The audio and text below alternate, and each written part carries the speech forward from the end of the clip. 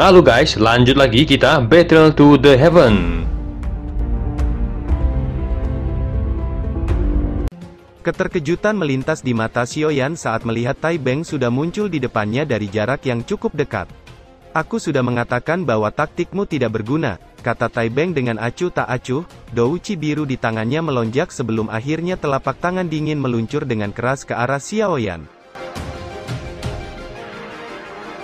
Ekspresi Xiaoyan dengan cepat menjadi serius, api kehitaman melonjak di tangan kanannya, akhirnya berubah menjadi naga api yang berkelok-kelok yang bertabrakan keras dengan telapak tangan Tai Beng. Xiaoyan dengan menyedihkan terhuyung dan terhempas membentur tembok gunung dengan keras dan memuntahkan darah. Dia mengusap jejak darah dari sudut mulutnya dan melihat Tai Beng di langit dengan ekspresi suram. "Ikutlah dan pergi dengan diri yang mulia ini," kata Tai Beng di langit melirik Xiaoyan. Tubuhnya bergerak dan muncul di depan dengan tangannya yang terulur hendak meraih bahu Xiaoyan. Xiaoyan menatap tajam ke arah Tai Beng yang mengulurkan tangannya, kekejaman melintas di matanya. Tepat ketika dia akan melepaskan semua kekuatannya dan mempertaruhkan nyawanya untuk menyerang, sebuah tangan terulur dan mencengkram tangan Tai Beng dengan suaranya yang tenang menyebar dari belakang. "Kamu, Tianzun ke-9, benar-benar tidak memenuhi syarat untuk membawanya pergi." Ekspresi Tai Beng sedikit berubah saat tangannya dicengkram, hingga menyebabkan douci di tubuhnya menjadi lamban dan kabut yang dirasuki tetesan hujan juga menghilang dengan cepat. Rasa terkejut melonjak di wajah Tai Beng saat melihat itu. Dia tiba-tiba mengangkat kepalanya hanya untuk melihat Yolao melayang di langit. "Yao Chen," seru Tai Beng terkejut. Saat menemukan tubuh Yao Lao tidak lagi memiliki bentuk ilusi seperti di masa lalu. Jelas itu adalah tubuh yang sebenarnya. Selain itu, yang menyebabkan hatinya tenggelam, adalah douci menakutkan yang memenuhi tubuh Yolao hingga bahkan menyebabkan dusinya melambat. "Guru, kamu sudah bangun?" kata Xiaoyan dengan kegembiraan melonjak di wajahnya. Yao Lao mengangguk dan tersenyum. "Anak kecil, kamu harus membantu yang lain dulu. Serahkan dia padaku," kata Yolao. Xiaoyan ragu sejenak saat mendengar itu sebelum menganggukkan kepalanya. Dengan persepsi spiritualnya, dia dapat merasakan bahwa douci Yao Lao saat ini sangat kuat dibandingkan sebelumnya. Apakah ini adalah kekuatan guru di puncaknya? Itu memang sangat kuat, pikir Xiaoyan menghela nafas lega di dalam hatinya sebelum melesat pergi di depan tatapan Tai Beng yang agak suram. "Yao Chen, apakah menurutmu kamu bisa bertarung dengan Sekte Jiwa hanya karena kamu telah memulihkan kekuatan puncakmu?" kata Tai Beng dengan dingin. Meskipun dia sangat ingin menghentikan Xiaoyan, namun dia mengerti bahwa Yao Chen di depannya sekali lagi telah kembali menjadi Yao Zunze yang terkenal di masa lalu. "Sekte Jiwa bukanlah yang terkuat di benua, kamu memang memiliki cukup banyak lawan yang kuat, namun selama orang lain tidak ikut campur, kamu tidak dapat mengancamku. Kamu telah melukai satu-satunya muridku, hari ini, kamu harus membayarnya," kata Yao Chen tersenyum dingin. "Apa kamu benar-benar berpikir bahwa aku takut padamu?" kata Tai Beng dengan dingin. Douci biru di tangannya melonjak saat lengannya memutar akhirnya terlepas dari cengkraman Yolao. Di saat yang sama, dia melebarkan mulutnya dan douci biru ditembak keluar akhirnya berubah hiu besar yang meluncur ke arah Yolao. Ekspresi Yao Lao tetap tenang saat menghadapi serangan itu, tangannya terulur menjadi telapak tangan dan menghantam hiu besar hingga hancur berantakan dan berubah menjadi tetesan air yang tersebar ke segala arah. Setelah menghancurkan hiu besar dengan telapak tangannya, tangan Yao Lao diarahkan ke Tai Beng di kejauhan sebelum membanting telapak tangannya ke depan menyebabkan riak energi di sekitarnya segera berfluktuasi ketika telapak tangan besar meluncur ke arah Tai Beng. Tai Beng merasakan perasaan yang sangat berbahaya dan segel di tangannya segera berubah. Douci biru segera melonjak di tangannya dan akhirnya membentuk penghalang air besar. Telapak tangan besar akhirnya dengan keras menghantam penghalang air, kekuatan spasial yang mengerikan menyebar dan langsung menyebabkan ruang di sekitarnya menjadi terdistorsi. Penghalang air yang kokoh itu hanya bertahan sesaat sebelum akhirnya meledak menyebabkan tubuh Tai Beng terhuyung-huyung saat dipaksa mundur beberapa langkah dan erangan juga keluar dari tenggorokannya. Xiaoyan memperhatikan Yao Lao yang berada di atas angin. Namun suara teredam di langit mengejutkannya dan buru-buru mengangkat kepalanya. Dia sedikit mengerutkan keningnya saat melihat boneka langit yang terus-menerus dikalahkan di bawah serangan sengit dari Tianzun hitam. Matanya kemudian beralih ke medan pertempuran antara King Lin dan Tianzun putih dan terkejut saat melihat King Lin yang tidak dikalahkan di bawah serangan sengit Tianzun putih. Sebaliknya yang dia lihat adalah pertempuran yang sangat sengit saat kedua sosok itu bertabrakan dengan keras, menyebabkan riak energi yang mengejutkan menyebar dengan cepat ke sekitarnya. Aura energi ini adalah ular langit kuno, pikir Xiaoyan sedikit menyipitkan matanya, dia bisa merasakan bahwa Douqi Qinglin saat ini benar-benar brutal. Dia segera mengerti bahwa Qinglin seharusnya meminjam kekuatan jiwa ular langit kuno. Jika tidak mustahil baginya dengan kekuatannya untuk terlibat dalam pertempuran panas yang berapi-api dengan Tianzun putih. Seharusnya tidak ada bahaya selama Tianzun hitam dan putih diblokir, dengan kekuatan kelompok Feng Zunze dan Xiaoyi, mereka seharusnya bisa menghalangi para ahli sekte jiwa lainnya untuk menyerang, pikir Xiaoyan. Matanya kemudian beralih ke Tianzun hitam yang bertabrakan sengit dengan boneka langit, dia baru saja akan menyerang ketika sebuah telapak tangan Yao Lao meluncur ke arah Tianzun hitam dan putih menyebabkan wajah mereka segera menjadi pucat. Telapak tangan Yao Lao akhirnya mendarat dengan keras di tubuh keduanya hingga mereka terhempas menabrak hutan dan memuntahkan darah. Yao Lao sekali lagi mengulurkan telapak tangannya beberapa kali ke arah para ahli sekte jiwa di langit hingga tubuh mereka meledak dan hancur berkeping-keping. Di bawah pembantaian oleh Yao Lao, para ahli dari sekte jiwa akhirnya menjadi ketakutan. Mereka dengan panik melarikan diri ke segala arah. Wajah Tai Beng nampak suram saat melihat para ahli sekte jiwa dihancurkan dalam sekejap. Yao Chen, kamu baru saja memulihkan kekuatanmu, aku akan lihat apakah kamu dapat membalikkan keadaan, kata Tai Beng dengan dingin. Tangannya tiba-tiba membentuk banyak segel menyebabkan ruang di sekitarnya perlahan berfluktuasi dan celah spasial perlahan terbentuk ketika satu sosok yang lain dengan aura mengerikan perlahan dipancarkan dari celah spasial. Wajah Yao Lao sedikit berkedut saat merasakan aura menakutkan yang baru saja muncul. Tai Beng, mengapa kamu tiba-tiba memanggilku? Kata sosok putih itu yang perlahan muncul dari celah spasial. Berhentilah menyebalkan, kali ini kamu harus memperhatikan lawan dengan baik. Kata Tai Beng mengerutkan keningnya dan berbicara dengan suara yang dalam. Tai Ho perlahan mengangkat kepalanya saat mendengar kata Tai Beng, matanya berhenti di tubuh Yao Lao dengan sedikit terkejut. Yao Chen, kamu telah memulihkan kekuatanmu, kata Tai Ho mengerutkan keningnya. Sekte jiwa sepertinya sudah dipersiapkan dengan sangat baik, bahkan kamu juga datang, kata Yao Lao seraya melirik Tianzun ke-8 yang baru muncul. Pantas dengan kekuatanmu sendiri, kamu memang bukan tandingannya. Sepertinya kerugian dari misi hari ini cukup besar, kata Tai Ho seraya melirik para ahli sekte jiwa yang melarikan diri ke kejauhan. Dia baru saja mendapatkan kembali tubuhnya, meskipun kekuatannya telah pulih, ia akan kesulitan mencapai puncaknya. Dengan kita berdua bekerja sama, tidak mungkin untuk mengatakan siapa yang akan dikalahkan, kata Tai Beng dengan ekspresi sedikit menyeramkan. Kamu seharusnya tidak meremehkan orang tua ini, kata Tai Ho mengerutkan keningnya. Mengapa? Apa kamu takut? Ini adalah kesempatan karena kamu pernah dikalahkan di tangannya saat itu. Jika kamu tidak mencobanya hari ini, kemungkinan besar kamu tidak akan lagi memiliki kesempatan itu di masa depan, kata Tai Beng dengan suara yang dalam. Tangan Tai Ho yang sedang membelai janggutnya berhenti saat mendengar itu, kilatan tajam melintas di matanya sebelum mengangguk dengan pelan dan berkata, kalau begitu ayo kita serang, aku juga ingin lihat apakah Yao Chen saat ini sekuat yang dulu. Kamu bisa tenang, dengan kita menggabungkan kekuatan, kita bahkan bisa melawan Douzun bintang 9, kata Tai Beng tersenyum dingin. Dia mengepalkan tangannya dan Douqi yang kuat menyebar dari tangannya. Menyusul penyebaran riak ini, seluruh tempat dengan cepat menjadi lembab dan tetesan hujan terbentuk dari segala arah. Yao Lao di langit berdiri dengan tenang saat dia melihat tetesan hujan yang mulai tersebar di langit. Mengumpulkan, teriak Tai Beng dengan ekspresi serius saat segel di tangannya dengan cepat berubah. Segera tetesan hujan yang memenuhi langit bergetar dan berkumpul di depannya, akhirnya berubah menjadi bola hujan raksasa yang berputar perlahan dengan energi mengerikan yang menyebar darinya. Ketika bola hujan terbentuk, Tai Ho di samping juga mengangkat tangannya dan menunjuk ke bola hujan di kejauhan. Udara dingin yang pekat tiba-tiba keluar dari tangannya dan menempel pada bola hujan. Es putih yang pekat dengan cepat menyebar di bola hujan dan sekejap bola hujan telah menjadi bola es raksasa dan energi yang terkandung di dalamnya juga menjadi semakin menakutkan.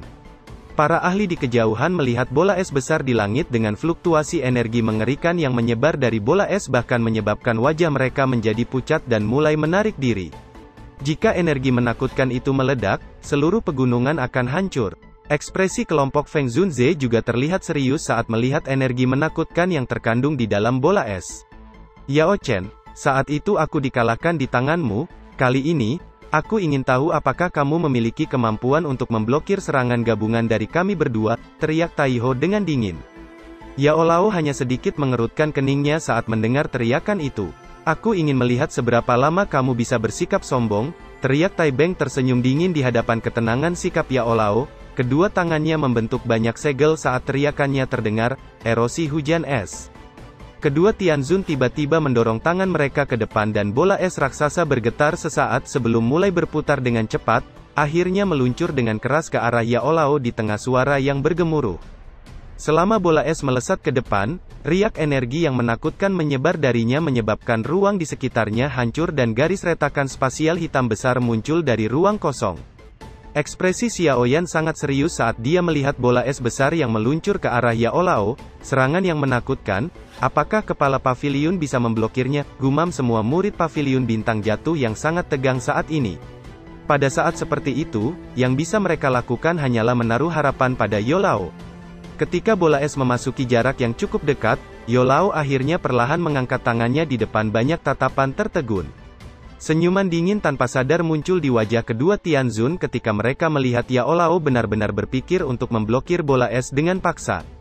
Namun, senyum dingin keduanya baru saja muncul ketika keduanya tiba-tiba menegang di bawah teriakan samar yang bergema, "Berhenti!" Teriakan samar yang menyebar dari Yao Lao menyebabkan semua orang tercengang ketika melihat bola es yang berputar dengan cepat perlahan terhenti ketika jaraknya masih agak jauh dari Yao Lao. Keterkejutan melonjak di wajah Tai Beng dan Taiho saat melihat itu, ekspresi keduanya nampak begitu kusam. Serangan gabungan mereka adalah sesuatu yang bahkan seorang ahli di puncak kelas Douzun tidak bisa berbuat sesuka hatinya. Sementara tangan Yao Lao meraih bola es, suaranya yang tenang perlahan bergema di langit.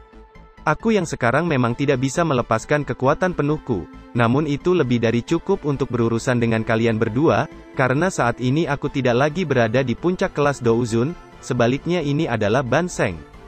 Dua kata sederhana itu nampak seperti guntur yang meledak dengan keras di kepala kedua Tianzun dengan tatapan tercengang. Wajah mereka dengan kusam saat melihat Yao Lao di kejauhan yang telah menghentikan bola es besar dengan satu tangannya. Banseng adalah level yang jelas dikenal keduanya, karena level ini disebut jurang keputusasaan oleh banyak ahli di puncak kelas Douzun.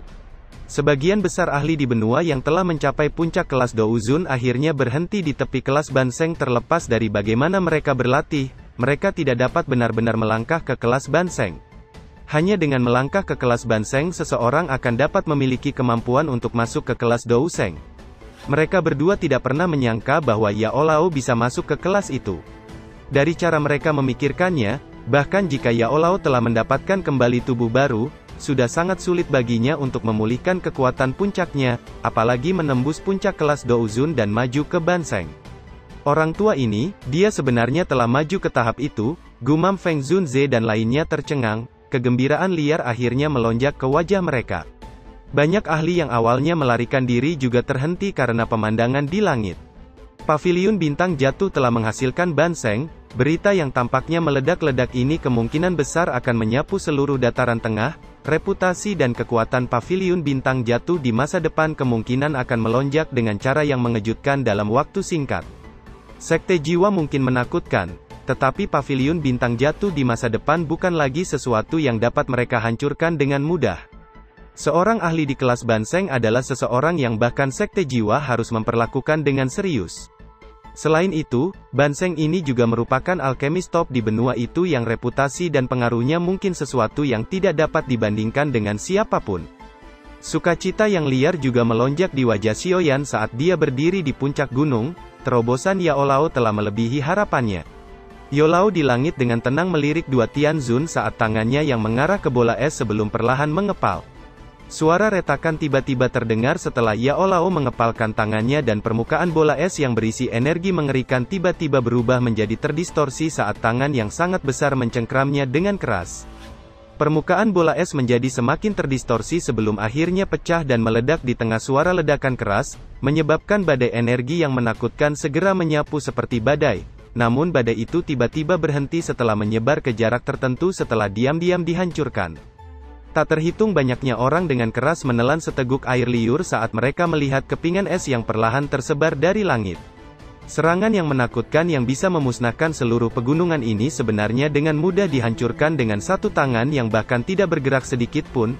Apakah ini kekuatan elit Banseng? Gumam banyak ahli bertukar pandang dengan yang lain dengan kejutan di mata mereka. Tubuh kedua Tianzun ke-9 dan ke-8 nampak bergetar dan erangan teredam keluar dari tenggorokan mereka.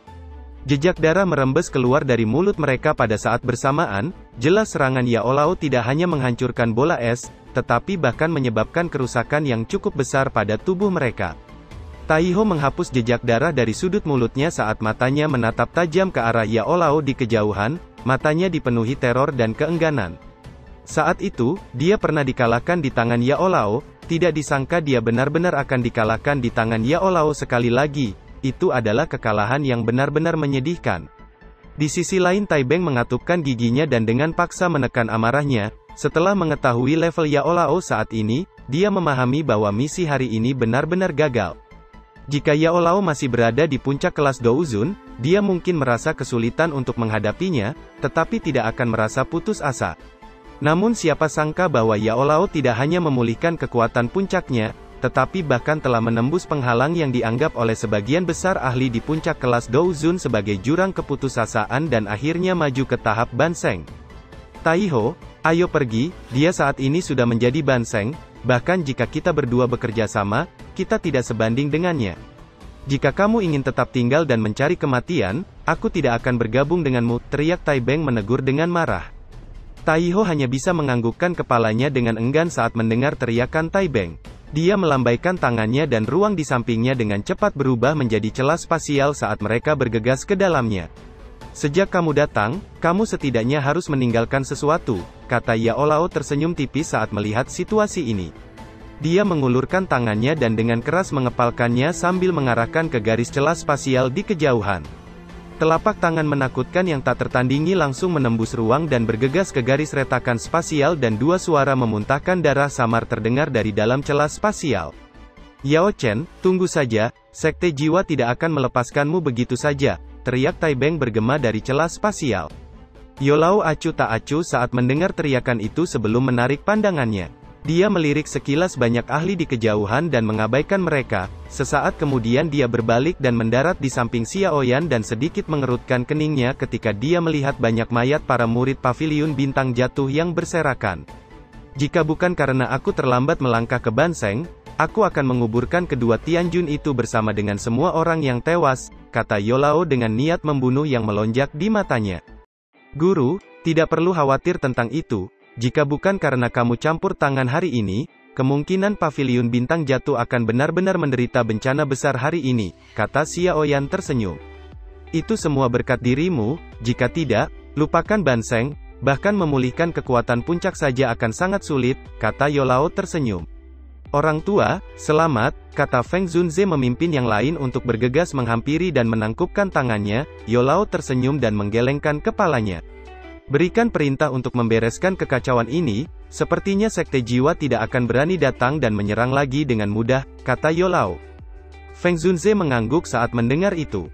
Cukup banyak mata-mata dari berbagai faksi telah datang hari ini, mungkin tidak lama lagi berita bahwa kamu telah mencapai kelas Banseng akan menyebar ke seluruh dataran tengah.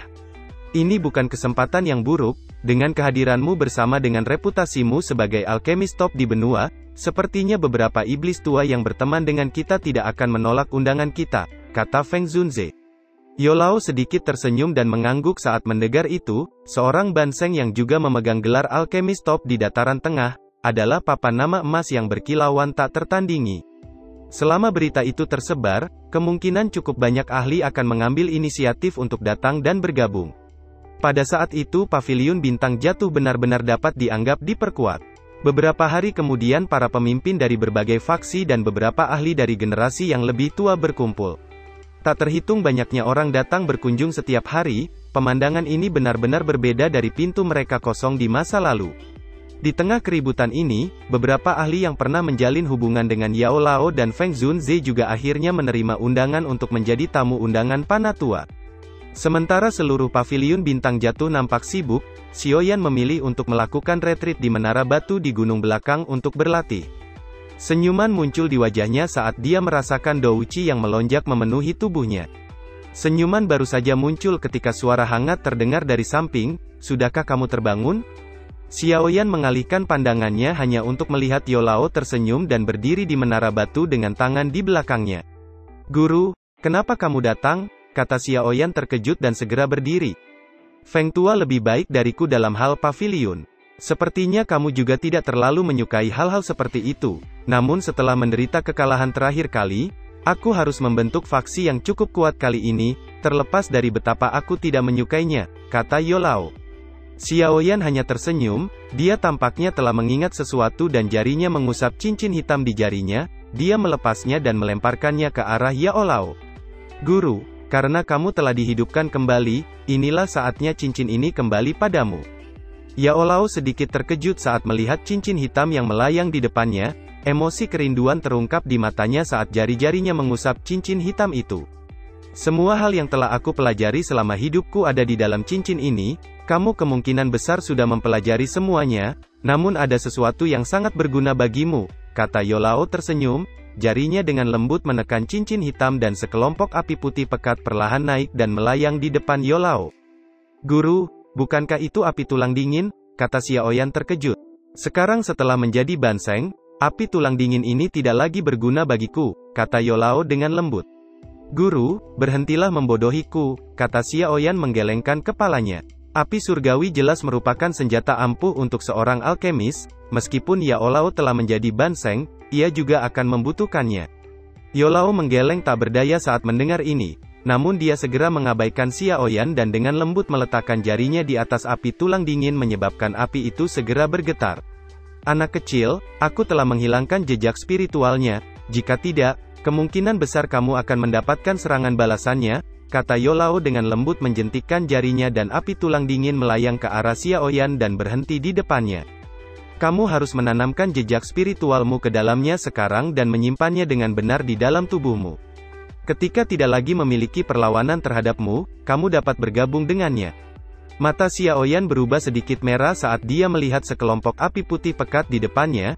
Api tulang dingin ini telah menemani Yolao sejak lama, namun, Yolao sendiri telah menghapus jejak spiritualnya. "Baiklah, cepat tanam jejak spiritualmu ke dalamnya," kata Yolao mendesak. Xiaoyan tersenyum getir setelah didesak Yolao, dia menutup matanya dan jari-jarinya menyentuh api putih sebelum jejak spiritual bergerak di sepanjang jarinya dan perlahan memasukinya. Api putih bergetar ketika jejak spiritual berhasil ditanam, akhirnya dengan cepat berubah menjadi cahaya api yang memasuki segel api putih di dahi Xiaoyan. "Apakah kamu sudah mengumpulkan semua peta kuno untuk api surgawi iblis?" tanya Yolao.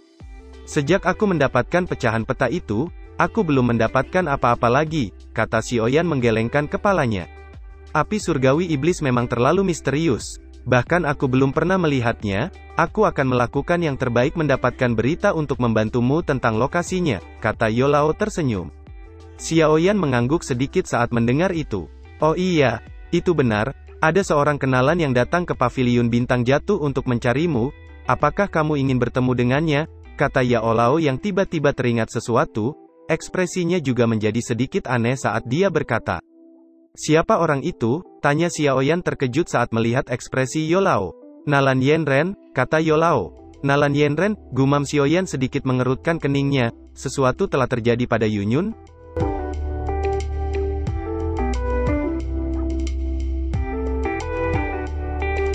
Cerita pun selesai, nantikan spoiler selanjutnya guys. Buat yang belum subrek, dibantu subrek yo guys, biar jalan terus spoilernya. Buat yang udah subrek, mudahan dilancarkan rezekinya. See you and ciao.